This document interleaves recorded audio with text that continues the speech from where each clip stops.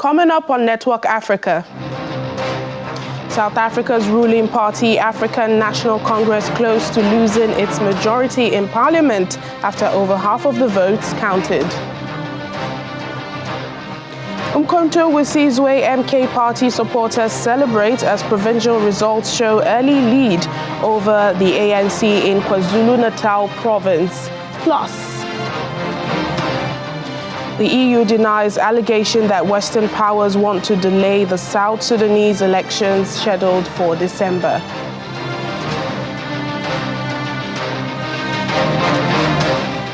Hello and welcome to the program today. I'm Layo Olarinde. It appears the ruling party of South Africa, the African National Congress, is close to losing its majority in parliament.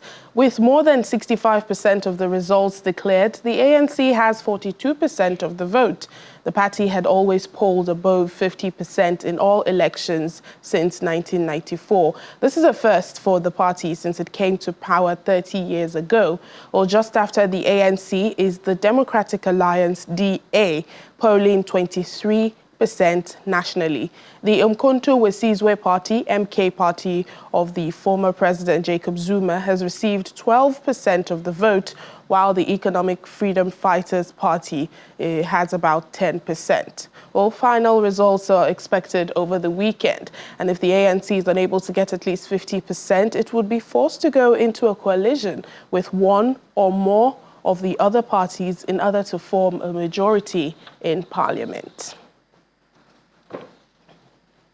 And as the vote tally for South Africa's election continues, Johannesburg residents have been expressing their hopes and concerns ahead of the final results.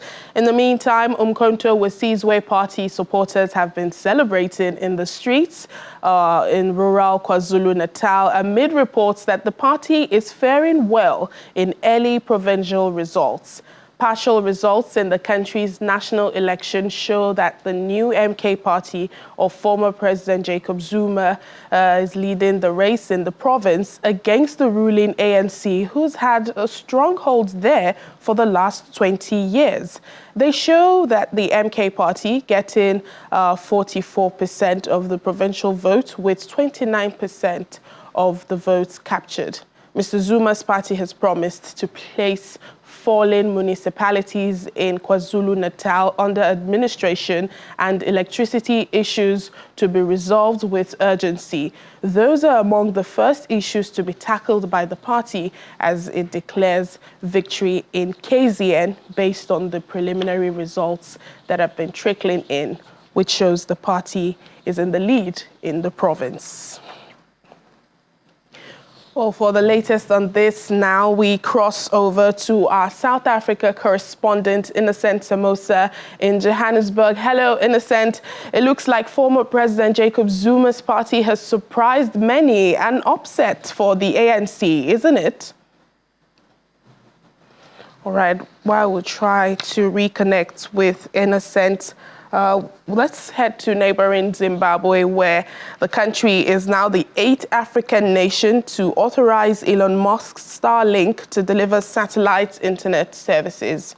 This arrangement involves a partnership with IMC Communications Limited, allegedly associated with one of President Emmerson Mnangagwa's associates. Well, President Mnangagwa announced the deal earlier this week, but economists say it's unlikely to have a significant impact on Zimbabwean economy. And in Zambia, former First Lady Esther Lungu and her daughter Chiseyo Katete have been arrested over possession of properties suspected to be proceeds of crime. The two women were arrested in the capital Lusaka alongside another close relative identified as Charles Phiri. The state anti-drug agency says Ms. Lungu failed to give a reasonable explanation of how she acquired a $1.5 million estate in the capital. In response, former President Edgar Lungu said that the family would challenge the charges in court. The former leader has been accusing the government of victimizing him and members of his Patriotic Front party to block his return to politics ahead of the 2026 elections. The UN Security Council has voted to extend an arms embargo on South Sudan despite appeals from the world's newest nation, the African Union, and half a dozen countries, including Russia and China, to lift or at least ease the restrictive measure. The US-sponsored resolution got the minimum 9 yes votes in the 15-member council, with 6 countries abstaining: Russia, China, Mozambique, Algeria, Sierra Leone, and Guyana. The resolution also extends travel bans and asset freezes on South Sudan citizens who are on the UN sanctions blacklist until May the 31st, 2025. South Sudan's UN ambassador, Celia Adeng, says the sanctions impede progress in the country and is reiterating the country's call for the measures to be lifted. Let's head back to our leading story for today, the elections in South Africa. I understand Innocent Samosa, our correspondent, is now able to hear us. Hello, Innocent, good to have you. Let's talk about the major upset for the ANC in KwaZulu-Natal, seeing that former President Jacob Zuma's party has surprised many. Indeed, Mayo, a very good afternoon to you and our viewers around the world. We're coming to you from the Result Center here in Johannesburg. A lot has been happening. 29 May has come and gone. People have voted. And of course, we do know that they say that it took some time from the IEC to really put this together to make sure that they run a successful election. Indeed, there's many surprises. I can tell you now that everybody's eyes is glued on that screen behind me as parties looking at how they fared in this particular election. But many surprises, I can tell you, particularly with the issues around the Umkhonto Wesizwe party. But for more on this, I'm joined by Professor Lesiba Tefo, who will be talking to me a little bit about what he has been seeing here on the ground. Professor, thank you so much for your time. Many surprises. Let's talk about the 4-year-old, 4-month-old political party, that is the MK party. Do you think that perhaps the African National Congress and the DA has underestimated this political party? Not only the two parties. I think a sizable chunk of the society also underestimated.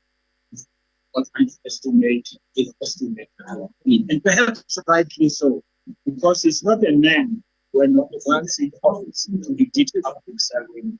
To that extent, I believe that there was good reason not to trust that people can follow. But it is rare that despite all that, people find it and I think some of the people are sympathetic to him and supporting him, as saying, but you are not holier than that. You were with him, and all the ills and the mistakes he made, you were with him, you did it with him, and you supported him, and you both benefited him and you. And that's what makes him very angry, and then and very willing to take them on, even to destroy their careers in order to come even with them. Because he feels betrayed, that the people who supported him on 8 occasions, when I was faced with motions of no confidence. Now, remember, when he left office, reluctantly, he said, what from the Bible committee? Please tell me that when I go, I know what. But they couldn't tell him, because then he would say, and you voters telling me that when I protected you, when you were stealing and stealing, he was wrong to protect you. But he's right. The ANC has the numbers and the infrastructure on the ground.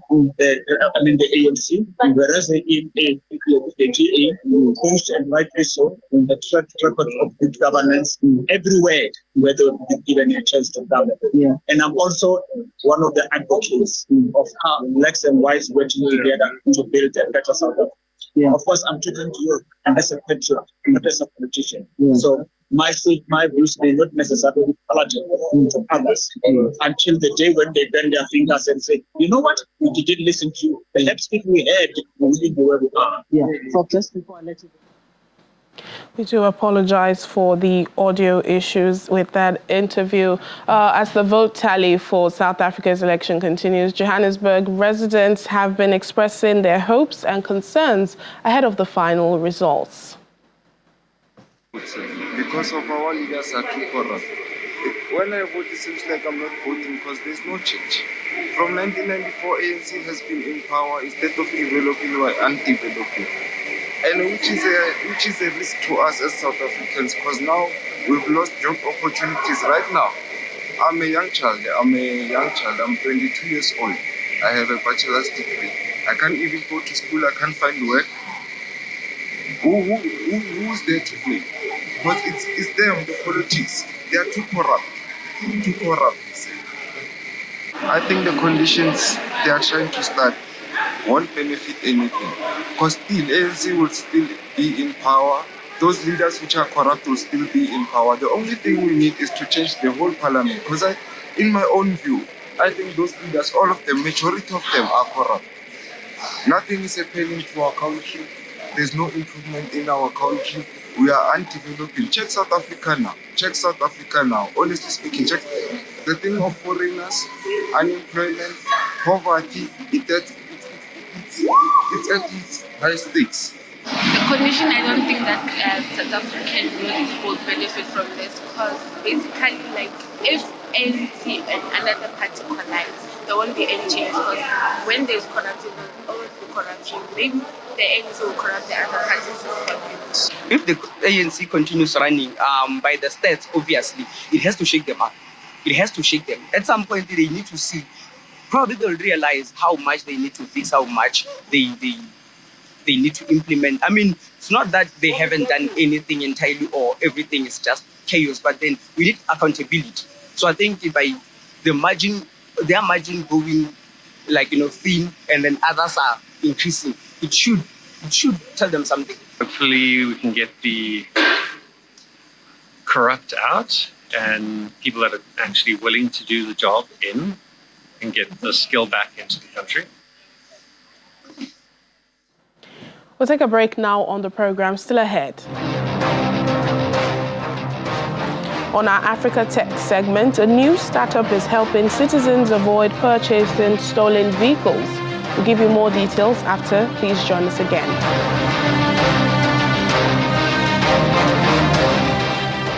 Welcome back to the program. The European Union delegation in South Sudan is denying reports that it is working to delay elections in the country, as it was alleged by President Salva Kiir. Deputy head of the EU delegation, Lothar Jakshi, says his group is fully supporting an environment to enable elections in the country, a constitution, and transitional justice. President Kiir had alleged last week that Western powers wanted to delay the elections, but he did not explain how they were going to do that. However, Mr. Kiir said he was committed to ensuring elections proceed as planned and warned that a postponement would spark violence in the country. South Sudan is due to hold its first election in December. In the Democratic Republic of Congo, UN peacekeepers are reporting increased activity outside of Beni in North Kivu by the ADF armed group involved in multiple attacks resulting in the killing of civilians. This is according to UN spokesperson Stefan Dujarric, who says that the UN mission continues to implement its protection of civilians mandate. And in the Central African Republic, peacekeepers have been deployed to areas that have witnessed a series of clashes between two armed groups in the past month.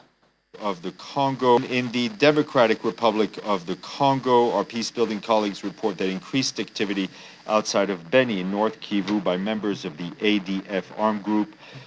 In the past few days, there have been multiple attacks resulting in the killings of civilians. In response, our peacekeepers deployed patrols to the affected areas, and they are continuing to actively monitor the ongoing situation. Meanwhile, in South Kivu, the mission has closed its base in Sanje as part of the disengagement plan agreed with the Congolese authorities.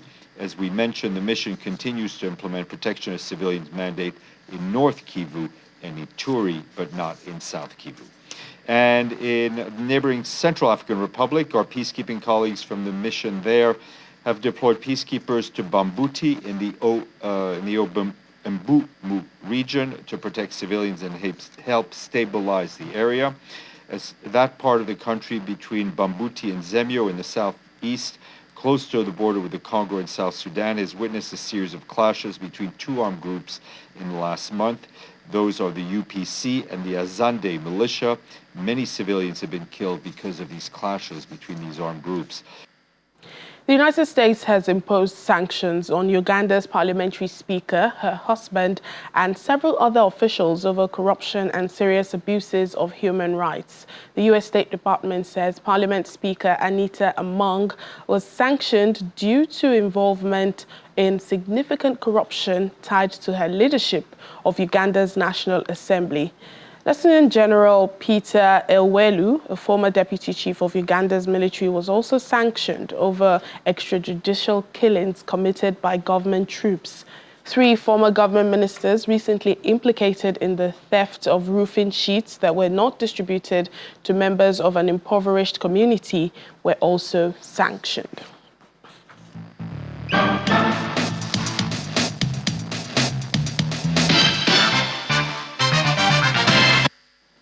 Welcome to our Africa Tech segment. Nigerian startup Legit Car Africa is helping individuals and businesses avoid buying or handling vehicles stolen from other people. The digital service helps users buy the right vehicles by collecting and presenting vehicle history data to them. More details in this next report. This Nigerian tech startup is aiming to solve the problem of vehicle theft and improve the car buying process for both individuals and businesses. It's not what they're doing, but why?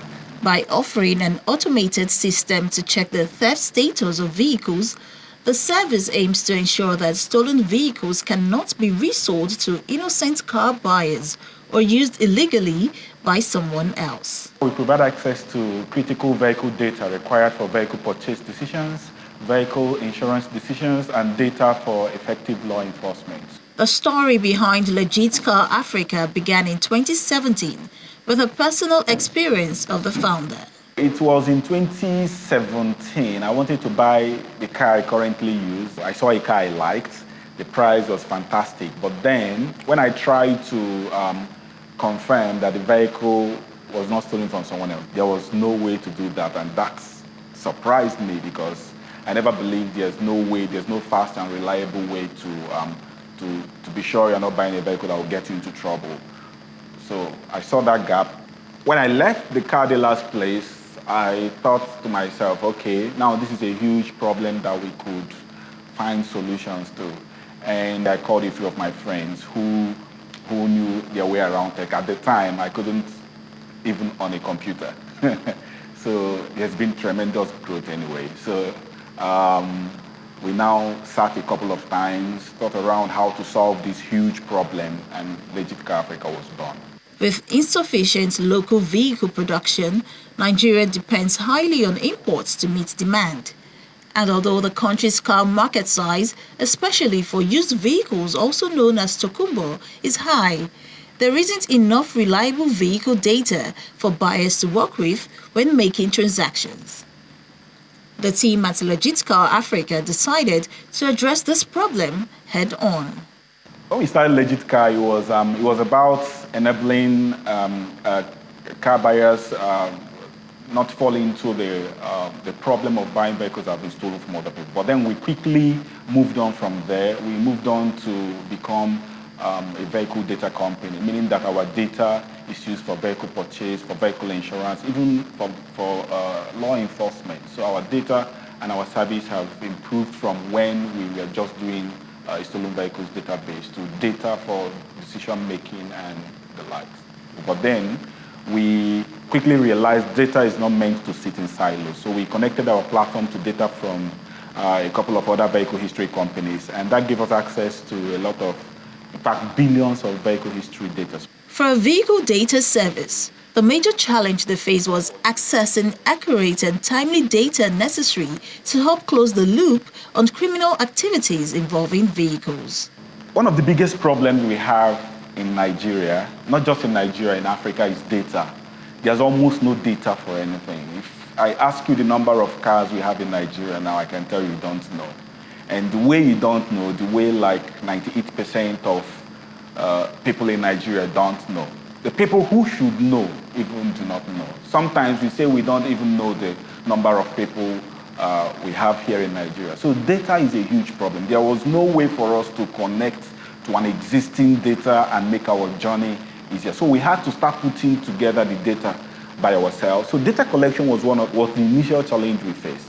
And it was big because we started reaching out to organizations who had this data in bits and pieces. We started talking to law enforcement. We started talking to insurance companies. We started talking to people who have lost vehicles. We started talking to vehicle recovery companies. So the data exists in fragments everywhere that are not usable, that can't serve any purpose. So we worked really hard to put together this data. Today we have about 2,000 of that. At some point we had just 10. Of course, we started with 1. So the journey from 1 to 10 to 500 to 2,000 was a very, very long and difficult journey. For a vehicle data service, the major challenge they faced was accessing accurate and timely data necessary to help close the loop on criminal activities involving vehicles. So our AI capability currently is able to scan a vehicle and detect where there are problems with the vehicle's body. So it can value a vehicle. It can also tell the average value of a vehicle, market value of a vehicle in monetary terms. It can also tell how much damage has been done to a vehicle by just scanning the body. So that removes the need for physical evaluation of vehicles. But beyond providing vehicle data, they are also leveraging artificial intelligence, AI, to assess the physical condition and value of a vehicle. This removes the need for physical inspections during the insurance underwriting process. But the ones with the red color notes shows that we need to check these things. By providing data solutions and enhancing the vehicle purchase process, the startup is ensuring that car buyers are well informed during transactions, which in turn paves the way for a secure and efficient used car market.